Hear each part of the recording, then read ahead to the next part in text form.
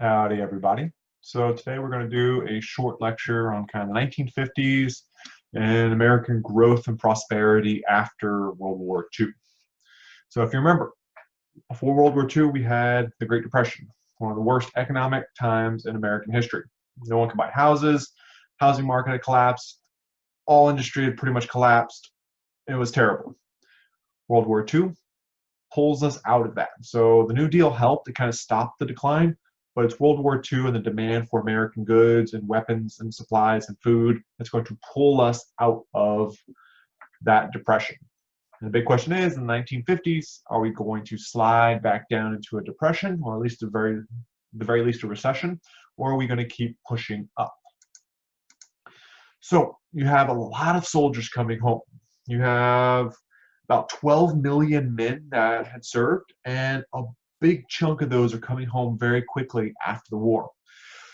So from 12 million, an army, 12 to 15 million at its peak, you're dropping it down to maybe 1 to 2 million at the end of the war. So that's 12, 11, 10, 11, 12 million people coming home pretty quick, and they're all wanting jobs, they're wanting to get on with their life. So initially, everyone wants the American dream, has all the stuff, have this prosperity, but initially there's a bit of a housing shortage. Remember, during the Depression, they weren't building houses. So people are scrambling to try to get everything, to find a place to live, to start their new life, all these kinds of things. So women who are working in factories want to stay working, but now you have the men coming back and they're wanting their jobs, so you have this kind of competition for jobs. You have a lot of the major demands of the war. So the production of planes and tanks and ships and all that stuff get canceled with the war's conclusion. So once Japan surrenders, the US government goes to all these companies and cancels millions upon millions of dollars worth of orders. So this is going to grind to a halt a lot of business. So all these companies that made cars or something before the war that retooled to make planes and tanks now have to retool and go back to make other things regular consumers need. So they cut about $30 billion of US government defense contracts. So that's a lot of money for these companies to lose all across America. Immediately, these companies lay off about 800,000 people from the aircraft industry alone. So you can see the kind of change. A lot of shift is happening. A lot of people are coming home. And the biggest group, of course, is going to be those sailors and soldiers and pilots, all these guys coming home as well. So what are we going to do? How's it going to turn out? So all these guys coming home, they're wanting to start their lives, get married, have kids, White House or a little house, white picket fence, all this kinds of stuff. How is that going to play out? Like I mentioned earlier, a bit of a housing shortage. But what's going to change everything? Kind of the futures of many of these soldiers, as well as kind of businesses and the housing market, is going to be something called the GI Bill of Rights, or just the GI Bill. Now, officially, it was known as the Servicemen's Readjustment Act of 1944. Now, this bill does a lot of different things. We're going to kind of focus on two that had the biggest impact on American society. First, it's going to allow these soldiers to get a college education, and second, allow them to buy homes of their own. So many of these soldiers come back, and now they have this new option that was never open to them before. They can go to college. Up to this point, college was restricted pretty much for only the wealthy. Keep in mind, you're coming out of the Depression era. Before the Depression, before the 1920s, no one really went to college except kind of elites of society, the wealthiest. Depression hit, no one really went to college. A few, the wealthiest did. But after World War II, the government says, okay, we'll pay all of our soldiers to go back to school, because with the Cold War looming, we want an educated, skilled workforce. Best way to do that is send them to college. So you have a vast majority of these soldiers, at least in some part, taking advantage of this. It might be local college, might be trade school, but in some form or fashion, they're going back to school.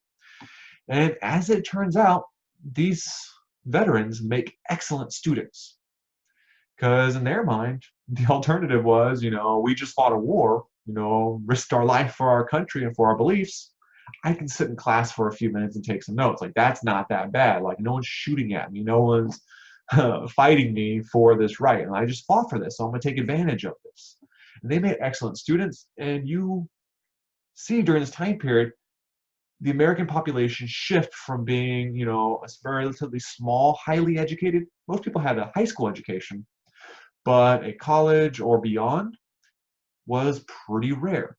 After the 1950s, you see a big chunk, 20, 30, 40, 50% of the country getting college degrees. Each decade, more and more people get access to these college degrees. It becomes more and more common to where today, to get above an entry-level job, you need a bachelor's degree, if not a master's. So jobs are way more competitive today because of this expectation laid out in the 1950s. The other big aspect was purchasing homes. So when you purchase a home, that's a pretty big price tag. So most people today take out mortgages, for tens or hundreds of thousands of dollars to buy a house. Now, the GI Bill promised to give every veteran $2,000 as a down payment to buy a house. Now, today might not sound like a lot, but at this point in time, you can buy a house for anywhere between $4,500 to $5,000. So really, not too bad. A relatively nice house, $10,000, $20,000. A medium house, about $8,000. So something else is changing during this time period. You're starting to get the development of suburban living. The suburbs are coming into an existence. So living in the cities was too expensive. Living out in the rural areas was too far from most of these people's jobs. So the suburbs are kind of this perfect mix of a little bit cheaper land outside of the city center. And you can build houses kind of on a pattern where every house is pretty much the same. But you can own your own home. This is where what we consider like the American dream, small, single family house, white picket fence, little yard, 2.5 children, all this kinds of stuff. Now, a guy named William Levitt is going to be the first to kind of come up with this mass production style suburb. So these are going to be known as Levitt Towns. And the way he's able to produce these cheaply so you can buy a house for about $8,000. And with that $2,000 down payment from the government, a quarter of your house is already paid off. So this is a pretty good deal. And to pay it off, it's $60 a month. So not too bad. But there wasn't a lot of variation in this house. You had 2 bedrooms, a bathroom, a living room, and a kitchen. Maybe stairs if there was a small upstairs or an attic. So these are pretty basic houses. But for many Americans, this was a huge luxury. This was something that they never expected. Now, with so many people living in the suburbs, these new Levitt Towns and all the copies of Levitt Towns, all the different suburbs that are using his model, you need cars to get from the city to the suburbs and back for work. So the car industry booms. It soars from about 26 million people owning cars to about 60 million by the time we get to 1960. So this is a huge explosion. Many families own 2 cars during this time period. So this is a big change from what it was before. Just a decade or 2 during the Great Depression, people couldn't afford a car, much less a house, and now people are buying a house and 2 cars. And as a result of all these cars, you need the Interstate Highway Act, which builds the roads that crisscross the nation and build the backbone of the American transportation system. Now, what's interesting on this, if you see at the top, it says National System of Interstate and Defense Highways. That defense highway section is, if you'll notice, it's kind of hard to see on this map, it all looks kind of squiggly, but in sections of this road, for every X number of miles, there is a long straightaway where these roads are level, long, flat, clear roads. They did this so that in times of war, that section of the road can be blocked off and turned into an airstrip. Keep in mind, the Cold War is this mentality going on in the 1950s. So like, oh, if we're going to build all these roads, let's build a defense aspect into them. So if we get attacked and our air base gets hit, we can just go to the highway, section off a piece of it, build a fence around it, and we have a new air base. So this is kind of the mindset behind this. Now, on top of everything else, you have the birth of easy credit. So this is where people can buy new things, can purchase a whole slew of new stuff, and people are going to buy a whole bunch of probably crap, but people are going to try buying lots of different things. So you can buy new vacuums and new washing machines and detergents. You can buy all kinds of food, squeeze mix margarine package. Not exactly delectable sounding stuff, but this is the age of invention, the age of scientific food that's really going to shock and innovate with people. And the way people are paying for it is going to be on credit. And the first credit card, as we understand them, is what's called the Diners Club card. This is where people, mainly men who traveled for business, could just charge bills on their card and then pay it off at the end of the month. It was just so they didn't have to carry a lot of cash when they traveled. But the success of the Diners Club card made credit cards go everywhere. Every kind of company was doing it. Just like we can get a Walmart credit card or a Target credit card today, same kind of concept. But this is just the beginning of it. So everyone is getting a credit card. But the problem is Americans haven't had credit before, so they don't understand that the credit card is supposed to be a tool that you use to buy something and then pay it off immediately, or maybe a month or two out. Many Americans very quickly begin charging stuff on their credit card, things they don't need, just so they can get them. And this is where we get this consumerism mindset for Americans. They're going to start buying stuff on credit, and debt is going to blossom and bloom and boom in this big way, and American debt is going to soar. So as a result of this, the private debt owned by individual Americans, soared by 300% during the 1950s. It jumped from $73 billion of people, average Americans being collectively $73 billion in debt, to $196 billion. People are in a lot of debt, and that's only gone up since this time period. Now, culturally, one of the biggest icons is going to be the television. This is one of the things people were buying in the 1950s. People gathered around and watched, 4, 6, 8 hours of television a day. The average American was watching 5 hours of TV a day.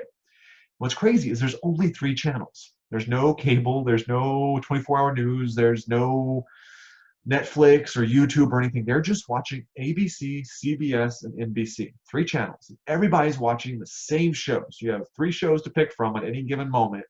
And everybody's pretty much watching the same thing. This is going to have a surprisingly unifying effect on America. Black, white, rich, poor, doesn't matter where you are, what your socioeconomic or racial class is, you're watching the same TV. And this has a surprisingly unifying effect on America. And what kind of shows are they watching? So they're watching things like Superman and mini westerns and all these other types of things going on. They have detective shows. So all the stuff we know and love today got its roots and foundations during this time period. But because of TV, because in particular kids are glued watching shows like Superman, in the midst of these shows, they're going to put ads. So you have regular ads, selling stuff that moms might buy. But during some of the Disney shows, like Davy Crockett, they put kids' toys up for the ads. And this is the first time you have mass marketing targeting children. And children, full of energy, relentlessly haggle and hassle their parents to buy them these toys. And Davy Crockett is going to be the big kind of children's toy boom. Anything and everything labeled Davy Crockett would sell like hotcakes. So one example, one department store had 20,000 camping tents they couldn't sell. No one really wanted these little tents. So they found a big stamped Davy Crockett, and they were sold out in less than a week. So just because it said Davy Crockett, things sold like crazy. And as a result, the economy booms in a big way. People are generally making more money. Inflation is down. And when people have houses, have jobs, have transportation, have their needs met, they're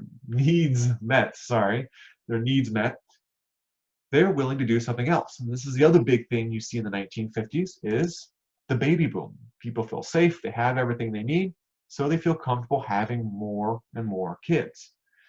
So the average household has, instead of 1.5 kids, you start getting 2.5, 3 kids. I know I'm saying half a child, but this is an average. But Americans are starting to live this very comfortable life. And another reason why parents feel so much more comfortable having children is diseases like polio. So there's FDR, our president, who's kept his polio diagnosis secret for many years. But due to vaccines, polio has been effectively wiped out across first the United States and then effectively the world. Now, to kind of sum up the 1950s, there's one place that summarizes pretty much everything Americans idolized. That's going to be Disneyland. So Disneyland was first opened in Anaheim, California in 1955. It was built in a year. And this is pretty much everything.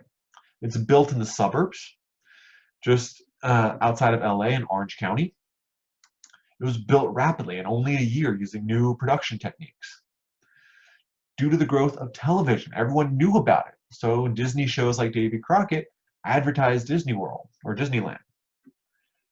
In order to get to Disneyland, people use this new interstate highway system, this cross-country system, driving their new cars across the country to go visit a place like this. It promoted a new common America. Everyone went to Disneyland, even like today, many people go to Disney World. So you see this common experience, and it combines this kind of old nostalgia, kind of like this, and this is an old Main Street, but it also had another section of the park which looked toward the future, Tomorrowland. So you have this kind of duality encapsulated in Disneyland. And to show you how powerful this was, when the Soviet premier, Nikita Khrushchev, came to the United States for negotiations to have some communication and working out some Cold War issues with the United States, he requested two things. He wanted to go to Disneyland, and he wanted to meet John Wayne.